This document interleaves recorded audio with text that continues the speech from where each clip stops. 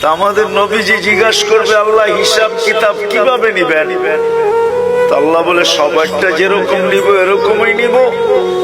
আমাদের নবীজি বলবে, যদি সবার সামনে আমার উম্মতের হিসাব কিতাব নেন তাইলে তো আমি তো লজ্জিত হয়ে যাব, কেননা আমার উম্মত তো দুনিয়াতে গুনাহ করছে, আমি তো লজ্জায় পড়ে যাব।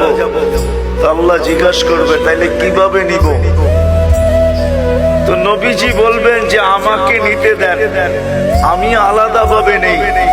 আল্লাহ প্রশ্ন করবে, আপনাকে যদি নিতে দেই তো আপনিও তো আপনার উম্মতের গুনাহগুলা দেখবেন, তখনও তো আপনার চেহারাটা লজ্জায় ছোট হয়ে যাবে যে তোমরা আমার উম্মত হয়ে এই গুনাহ করলা, তো করলা কি কইরা, ঠিক না? সত্য তো?